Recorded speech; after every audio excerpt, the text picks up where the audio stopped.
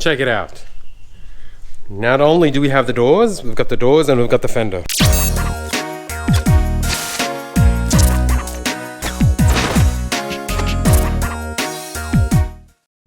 Alright, new day, new project. Apologies for the wind. I'm still outside trying to shoot something in the outside so that it'll be easier for me to explain it to you. All the paint is completely dry and it's looking perfect. Everything is fine. So now it's the time to install all the trims that we removed out. Now before I do that, because the plan is I'll need to put them all back in, I need to put the doors back in, and probably if I'm lucky enough I'll put the fenders in. In order to do that, we've got one small tiny little problem. Let's have a look inside. These are the fog lights that we've tinted, and we were successful in doing that. However, my car did not come with fog lights. Yes, I did buy the bumper that has the fog lights in it, but it doesn't have the wiring harness that connects from the dash all the way to the fog lights. So what we need to do, I bought this generic wiring harness kit that basically claims to be bolt-on. So you just click it over here, and this is the relay, this is the fuse that goes with it, and even it comes with the fog light switch, which I don't need to use. Why? Because standard, it comes with the fog light button that does absolutely nothing.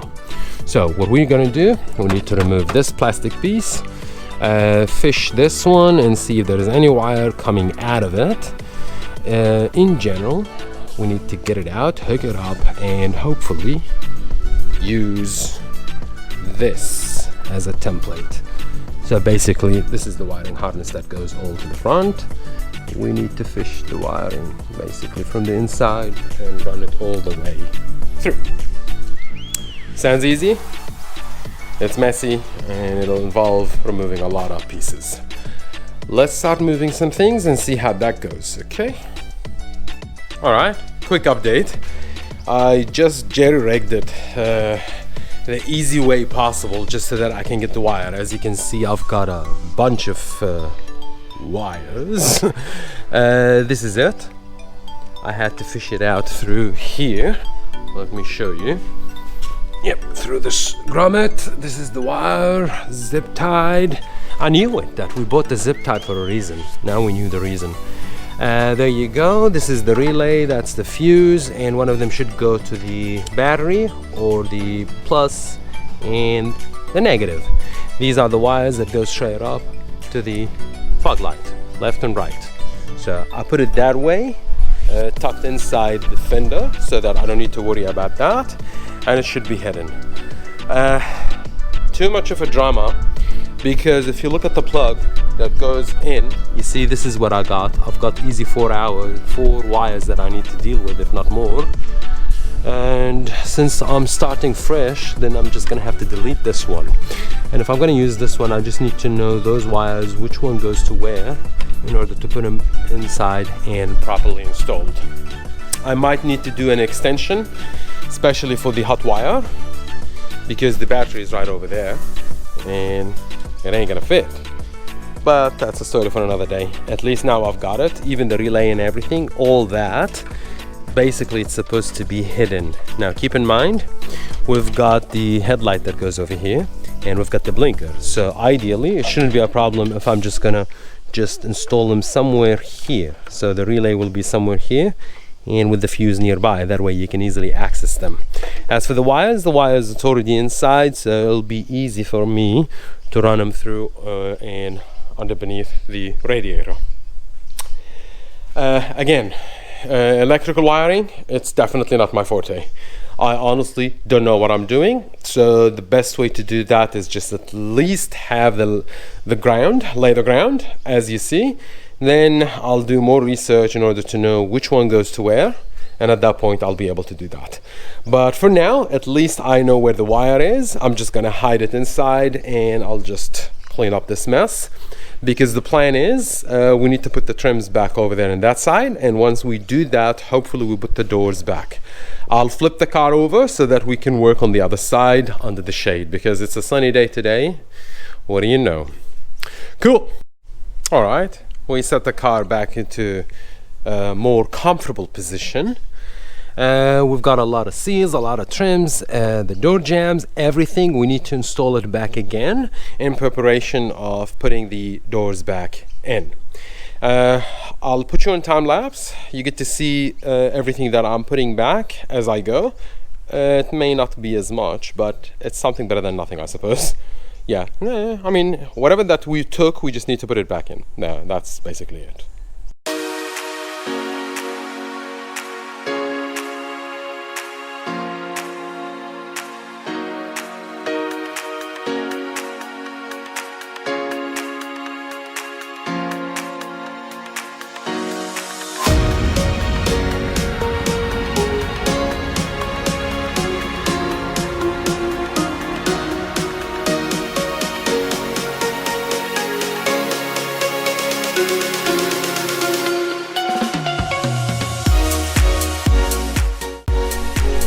Now, as you can see, door jamb or the whatever it is, it's back, not 100% in place because it has an adjustment, so I can only fix it up once I install the door.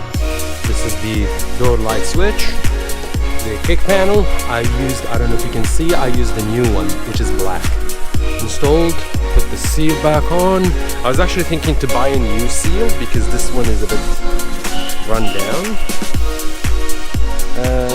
I still got time to do that, so it's not going to be a problem. I'll put the clips back on over here. I'll put the metal thingy that was over here. On the other side, I'll install the clip, this one, that one, everything is good. Now we just need to install the seat belt, bracket and everything, and put the whole clips over here, because technically we're officially done from this side, at least from the inside. Alright, I'll finish it up, then I'll show you the end, okay? And there you have it. Installed, seat belt, everything in place, all the molding, everything installed. Same here, installed. Got the metal piece in. I'll put the blue clips that they were there with the screws. I'll put all these plastic clips inside. I'm not going to put the trim back on simply because it might get oversprayed once we're doing the actual paint. So I'll just leave it aside. Whatever the screws that I have left over, I'm just going to keep them aside because I already know that these belong to this one. So far so good, everything is fine. I've got everything hooked up. This is for the back door, this is for the front door. I haven't installed the door jamb yet. I've already got it over there, so I'm just going to install it straight up and prep the doors and hopefully attempt to install. See how that goes.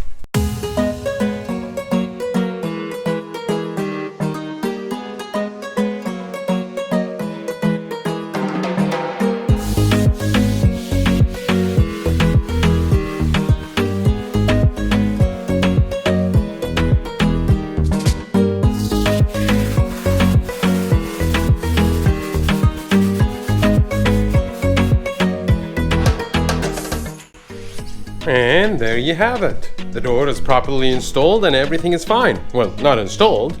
All the things that we removed with the screws and everything, even the molding. Now this molding, we washed it. It's a bit dirty, but there's a solution for that. I'll show you what kind of solution I'm talking about. Just so that you see that. Use this Autoglym bumper trim gel. Now, whilst it says for gel, what it goes for the bumper, it's alright. A bit of a shake and just apply just a bit.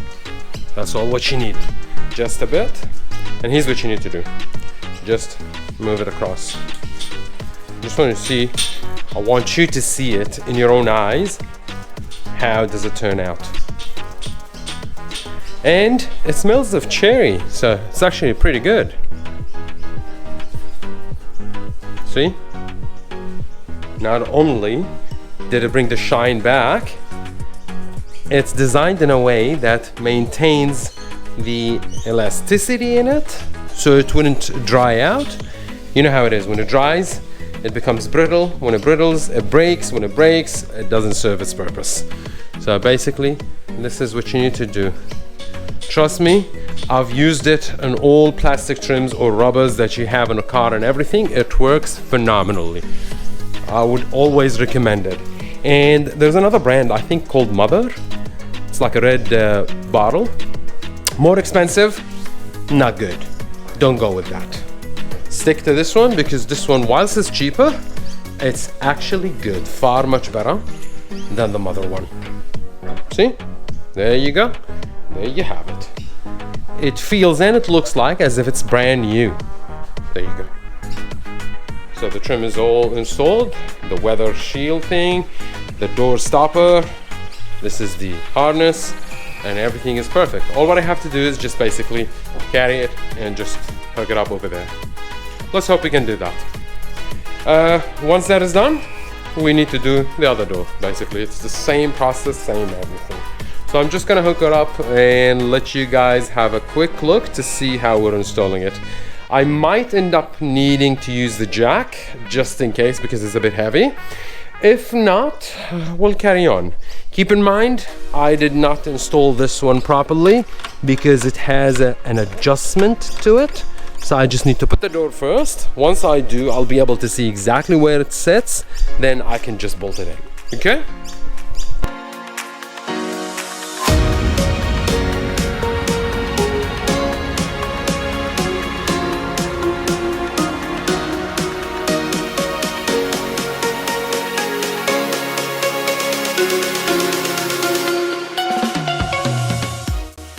There you have it. There you go. Door opens and that one stops it. I think I'll put it the upside down, but I'll get it sorted out for you. And closes. Perfect. All what I need to do now is just tighten up those bolts, connect this one to that and tuck it in, and I'm good to go. Sweet. Let me just wrap it up. And just like that. Check it out, folks. Front door, back doors. They open normal, everything is fine. The latch, everything is perfect. Back door, everything is perfect. Even the rubbers, they're all cleaned up. And even the gaps. Look at the gaps. Lined up, extra, perfect. There you go. What I need to do now, put the fenders on both sides, and that basically should wrap the whole thing. Check it out. Not only do we have the doors, we've got the doors and we've got the fender. I didn't install it properly. Like you can see, the bolts are pretty loose because it all comes down to the fact that A, we need to remove those two doors and do pretty much exactly the same thing. B, we need to put the hood back in order to line up the gaps and everything. Keep this one loose because you never know, you might actually need to squish this one that side on that side in order to have the lines perfect. So far so good. I'm just gonna wrap it up and I guess I'll call it quits. In this episode, I hope that I showed you in a simple way how to put the doors back into the car, how to line up the gaps and everything. It wasn't as easy as I thought because definitely it's a two-man job. You would need at least two people to do that. One holding the door and the other one actually putting the bolts back into place.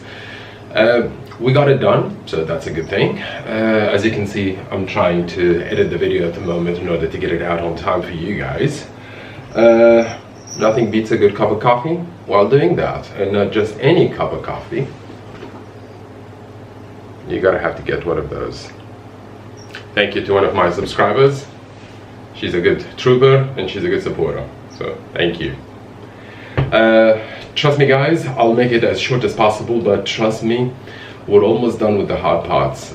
Yes, we still need to do the other side of the car where we need to remove the doors out, paint them, paint the door jambs and everything and put them back in. But once that is done, everything else will be more like a smooth sailing because it's only going to be involving wet sanding the car, wet sanding the plastic trims that need to be installed on the car and everything. And after that, just pretty much painting the car. I've got some things in store for you guys. Something involves the wheels, something involves the windows themselves, but I'm not gonna start doing them now because It'll be such a shame to do them now, and you'll end up with some overspray or something.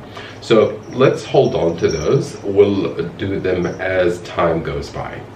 Meanwhile, if you haven't subscribed, like I said, please consider subscribing. Follow me on Instagram, and thank you so much for your support. Thank you so much for your likes and comments and your feedback. Until next time, you take care of yourself, okay? Yalla.